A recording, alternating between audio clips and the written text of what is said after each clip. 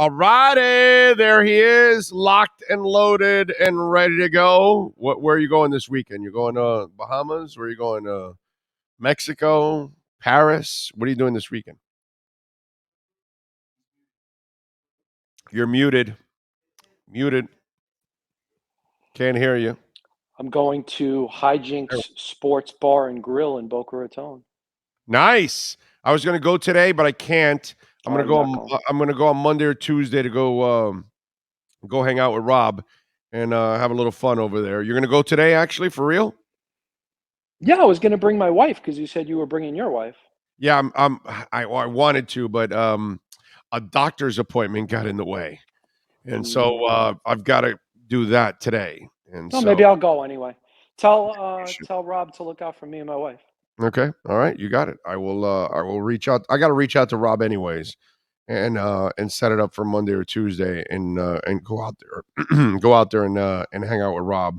Probably Tuesdays when I'm going to go to Hijinks. If any of you live in Boca in that area, I will be at Hijinks Sports Grill. I won't be there on Tuesday. Oh, that's right. Because we have no, I have to come back. Yes, it'll be Monday. I have to go Monday. I have no choice. I have to go Monday. U.S. World Cup is 2 p.m. Yeah. Yep. That's right. Wales, right? What time is your show? Till 1, Okay. 10 to 1. So right around. It would be good to watch World Cup there. There'll be a lot of people there. Exactly. There'll be a lot of people, a lot of babes. So it'll be a lot of fun.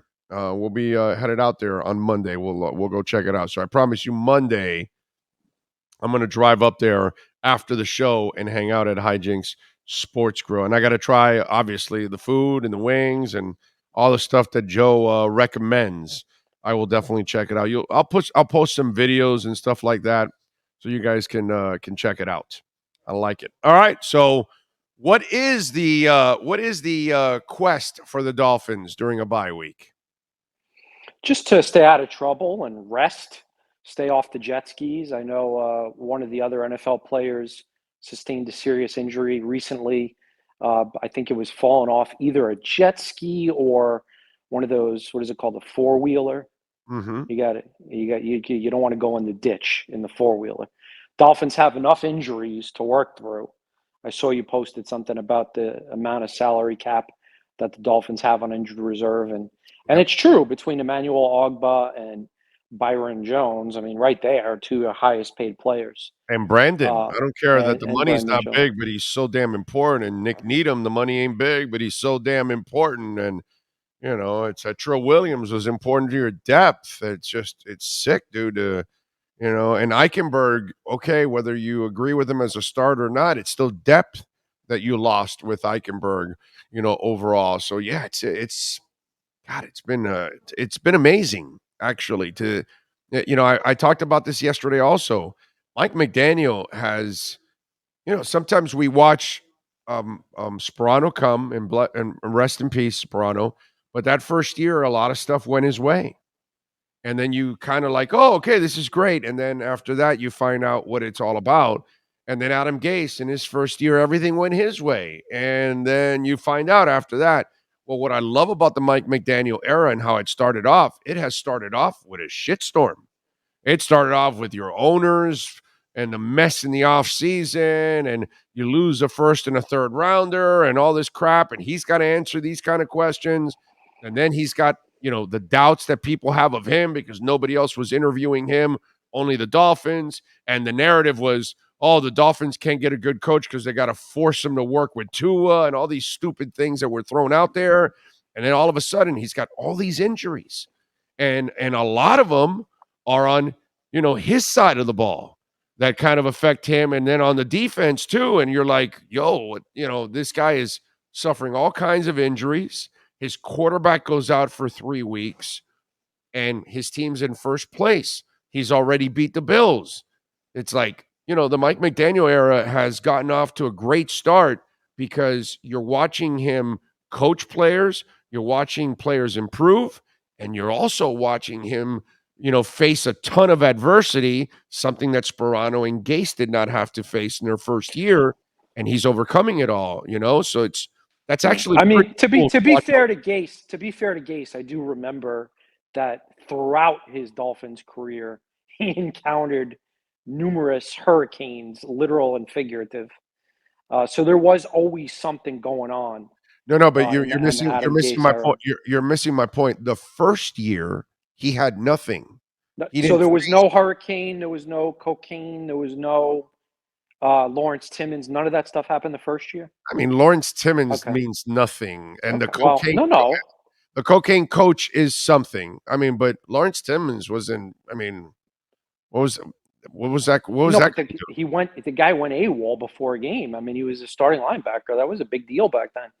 I know, but Anyway, the point is Gase what, was did he really deal going in to a be an lot of stuff. impactful linebacker, Joe? Was that like a big loss, or was that just No, Lawrence Timmons was supposed to have the kind of impact that Mario Williams didn't, and Shaq Lawson really didn't, and Melvin Ingram maybe kind of is. Ingram's doing pretty well for that 1 year end of career kind of contract. So, but I get anyway, it, hey, but still listen, I get your point. McDaniel is not an even close. emotion. Not Listen, even close, right? well, Not I'm even trying to close. tell you, Byron he, Jones, all these guys, not even close, bro. Not even close. I'm trying to agree with you. Okay. He's emotionally mature and smart and stable. And those are all really cool things to have. And that's the good thing about this first year that you kind of get a real feel for the guy through good and bad. And a lot of bad too. And to me, that's been one of the impressive things of the front office and the coaching, something you have never covered with the Miami Dolphins, something I haven't seen since the Shula days. We have not seen a combination of front office and coaches working together and unearthing talent and developing talent. From finding Justin Bethel to actually making him work on the field, from finding Robert Jones to actually making him a productive player on the field. Those kind of things. I think that needs to be, given a lot of props. McDaniel and Greer are two agreeable guys. McDaniel largely defers to Greer on personnel, but Greer listens to McDaniel's opinion, especially on receivers and running backs, and that makes for a nice working arrangement. We all have, well, except for you. You don't have anybody that you have to answer to, right? That must be Nope. nice. Only the wife. That's it. Only got to answer to wife. Sean, obviously, I got to answer to All the Al. rest of us have to actually work with people. You just do whatever the hell you want. That must be Well, nice. some of us have that power. Very Nick Saban-esque. Some of us have that luxury. But then again, Joe, guess what?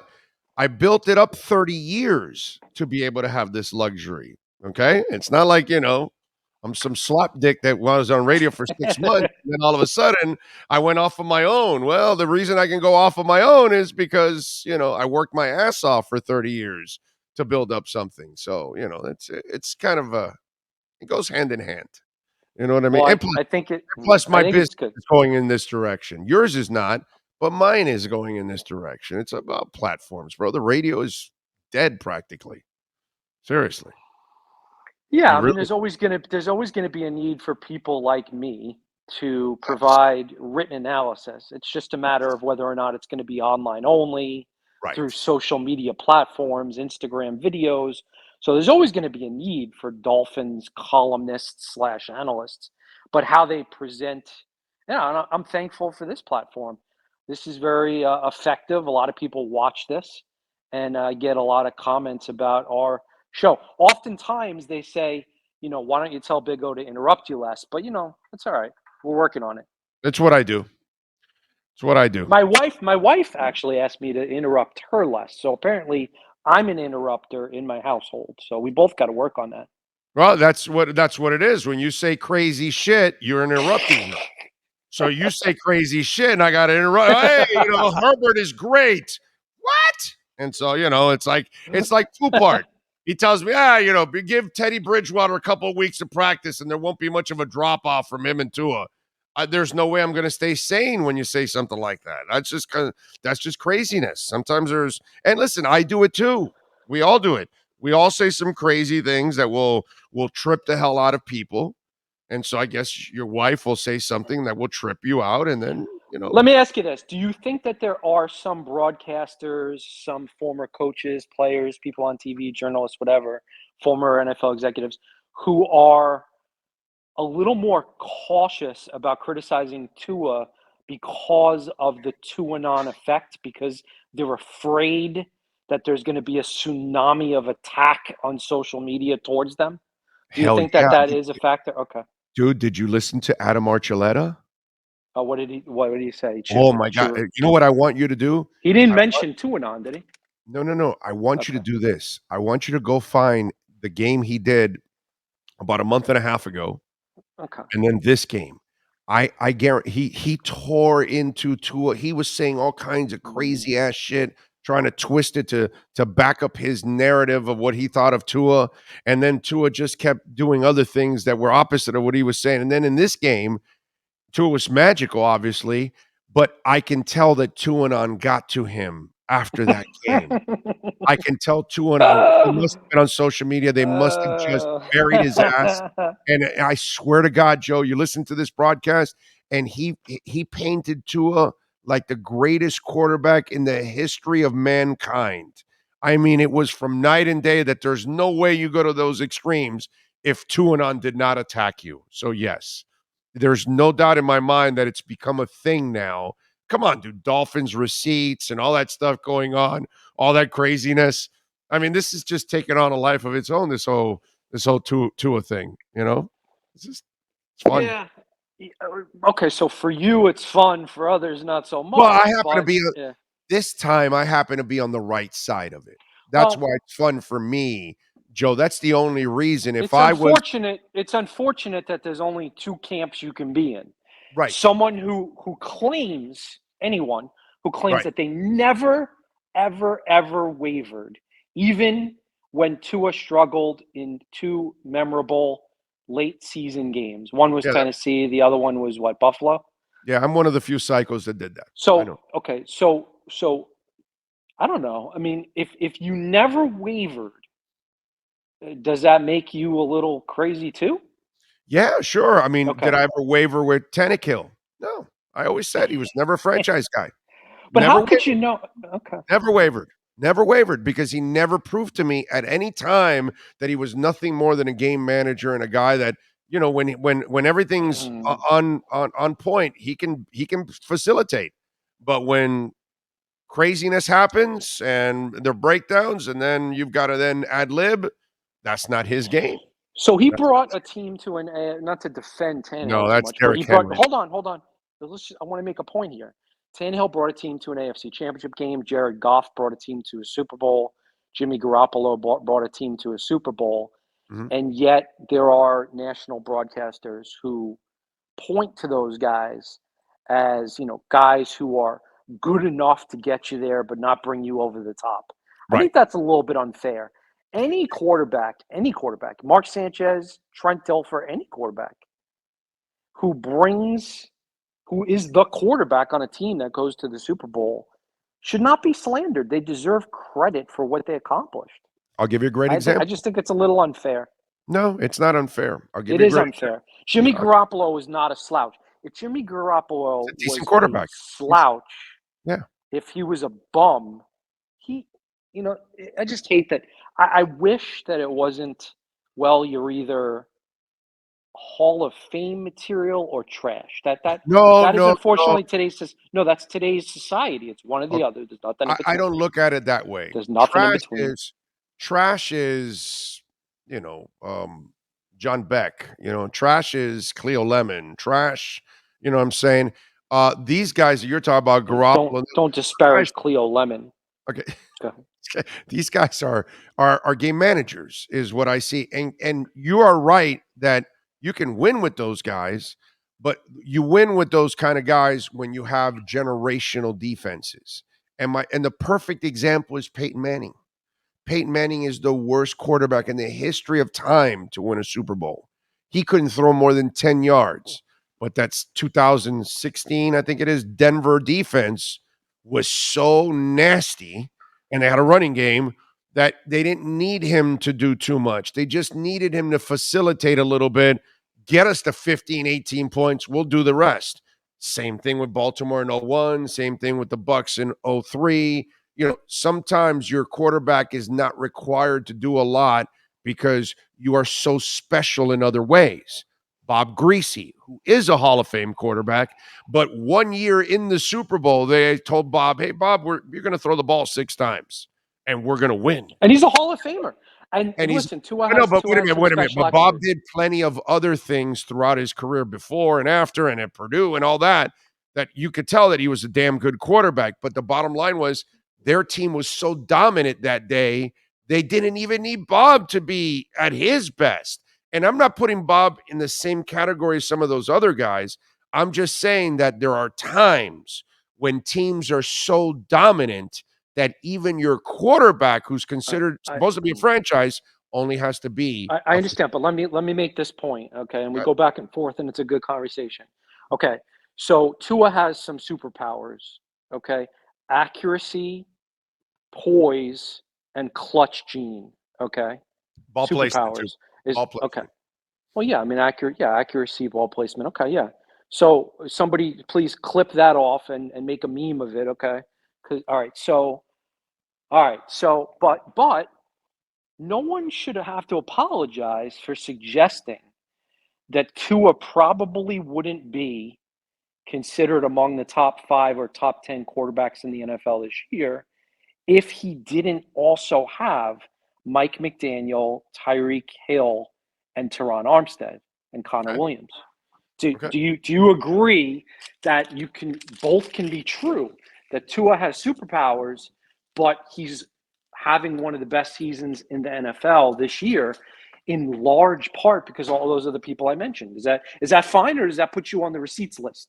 No, it does. You're 1,000% right. The problem that clouds all of that is that when he didn't have it, they went, and you did too, with the absolutes. He doesn't have it. He's not the guy.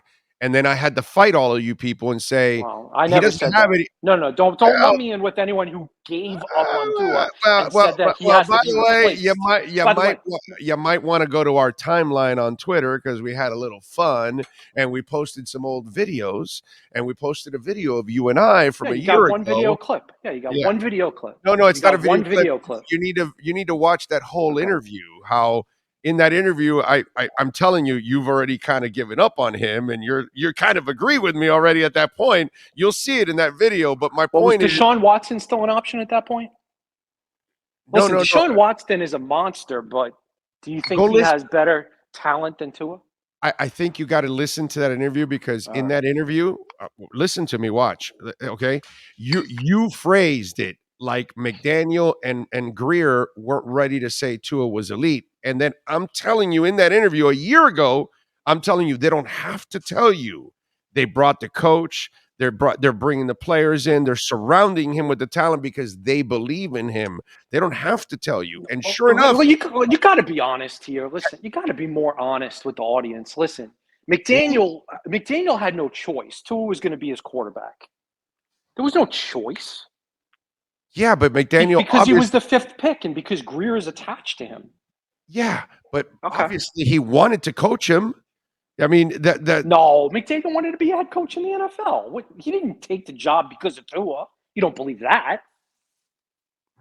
See, that's the problem right there, Joe. You don't think he's special, while I do. That's the difference. 5 minutes ago, I mentioned that's your attitude. That was your attitude a year ago. If you listen to that video and you watch it, you weren't convinced with the kid. That's the difference between you and me. Of course I wasn't convinced based on the evidence at hand. That's what I'm trying to tell you. There's 3 groups of people. Exactly. People who never thought Tua Tagovailoa could or would be an elite NFL quarterback. People who no matter what by the evidence. No, I wasn't. Evidence. You were fooled by the atmosphere of the last 2 years, and that's what you made the player, where I deciphered it differently. I deciphered it just like Steve Young. Steve Young is in Tampa. No wonder he looks like shit. They can't play. Bill Walsh says, no, I saw that kid in the LA Express and the BYU. Let me go trade for him. And he traded for him. And Steve Young was a different player again because he had people around him that knew what the hell and how to handle football. That's where you and I differ. I never lost any faith in Tua because the only thing I could ever be concerned with Tua was injury history. I could never be concerned about the player. That's where you and I differ. I always thought what you see now is what he is. He's a baller. Always has been. Listen. The next time, were you invited to the Tua Tagovailoa luau? Were you there? No. So I'm not in the circle. So if you were all in, why didn't you get to go to the luau? I know I wasn't invited. I don't know. Listen, I don't need to be. I get who. Why weren't you at the luau?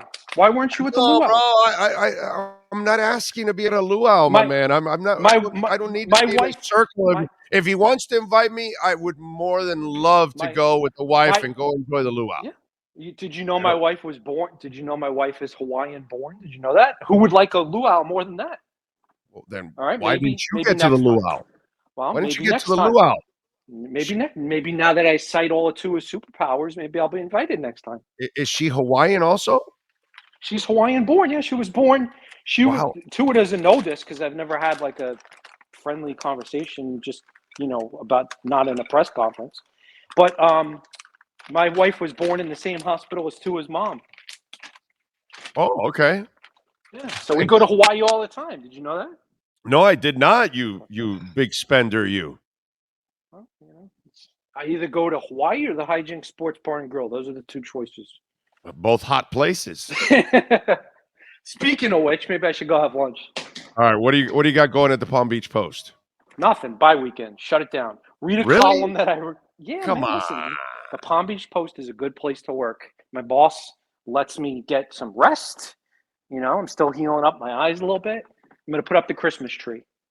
By the way, do you believe that the Bills have an advantage by moving the game to Buffalo to Detroit, where I think it's a disadvantage because they lost their home field advantage, and Cleveland fans actually are closer to travel to Detroit than Buffalo fans. And on top of all that, they may show up. Who knows? You never know. Those Browns fans. 6 hours. It's a 6-hour drive. They've been driving. They got the foldable tables packed. They've been on the road for hours. Trust me. Those people are nuts in Brownsville, so they would go too. But what do you think? Is that because I actually think this helps Cleveland that they don't have that? No, Buffalo will no longer have a home field advantage. Does Buffalo no longer have a home field advantage? Yeah, but I mean, Buffalo is probably still going to win. Yeah, that's the thing. I broke it down. Look at Buffalo and New York have the three teams, or at least two of the three. Buffalo, I think, has all three that the Dolphins just beat. And we have to be honest, Cleveland, Detroit, and whoever the third one is. Help me out here. Cleveland, Detroit, and whatever. Anyway, the third team that they just beat. So they're not among the best in the league. And Buffalo still has them on the schedule. So they have an easier remaining schedule. I think we're headed for a tiebreaker scenario, both teams 11-6. That's what I wrote the other day. Check it out on the PalmBeachPost.com. Follow him on Twitter at Schad Joe. Joe, we love you. Have a great weekend, my brother. We'll catch up next week. See you, bud. You got it. There you go. The great Joe Schad. By the way, he can try all he wants. Well, that is your Hijinks Sports Grill Miami Dolphins report.